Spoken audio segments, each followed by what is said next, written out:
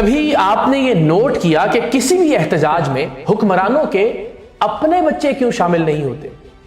کبھی آپ نے یہ نوٹ کیا کہ دھرنوں میں M N As, M P As یا وزیروں کی اپنی اولادیں شرکت کیوں نہیں کرتے؟ کبھی آپ نے یہ نوٹ کیا کہ آپ کو سڑکوں پر نکلنے کا کہنے والے یوٹیوبروں کے اپنے بیٹے بیٹیاں کیوں سڑکوں پر نہیں نکلتے؟ اس لیے کہ یہ ان سب کا کاروبار ہے، ان کا دھندا ہے، ان میں سے کسی ایک کا بھی نظریہ نہیں ہے۔ یہ ایم این اے، یہ ایم پی اے، یہ یوٹیوبر اور یہ لیڈر اگر کسی نظریے پر کھڑے ہوں تو یہ اپنی اولادوں کو باہر نکلنے کے لیے کہیں گے، لیکن یہ صرف اپنی کرسی اور اپنے ڈالرز کے لیے لوگوں کے بچوں کو گمراہ کرتے ہیں، لوگوں کے بچوں کو مرواتے ہیں اور لوگوں کے بچوں کو ذلیل کرواتے ہیں۔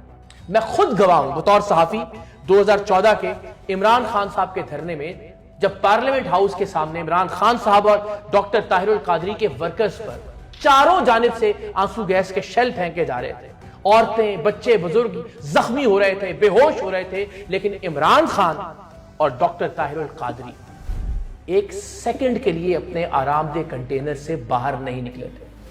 9 مئی ہو یا 26 نومبر، قسم کھا کے بتائیں کہ عمران ریاض خان، صدیق جان، سمی ابراہیم یا معید پیرزادہ میں سے کس کی اولاد عوام کے ساتھ شیل اور گولیاں کھانے کے لیے باہر نکلی تھی؟ بھائی اگر ملک میں انقلاب لانا ہے تو اپنے بچوں کو بھی تو باہر نکالو۔ آپ لوگوں نے صرف یوٹیوب سے ڈالر ہی کمانے ہیں۔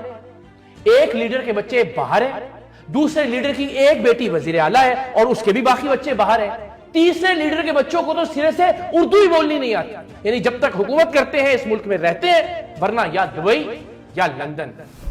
ان لوگوں کا اس ملک سے واسطہ کیا ہے؟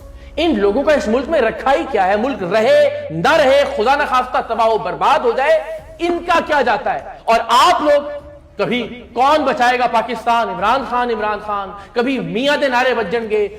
آپ لوگوں کو ہوش کب آئے گا؟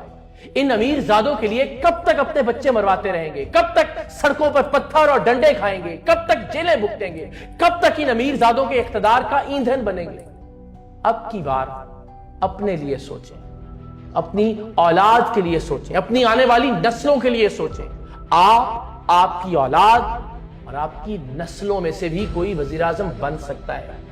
اس ملک پر آپ کی حکمرانی ہو سکتی ہے، اس ملک پر عوام کا راج بھی ہو سکتا ہے۔ آپ نے سب پر اعتبار کیا، ایک بار اپنا اعتبار کر کے دیکھیں۔ سب پر اعتماد کیا، صرف ایک بار خود پر اعتماد کر کے دیکھیں۔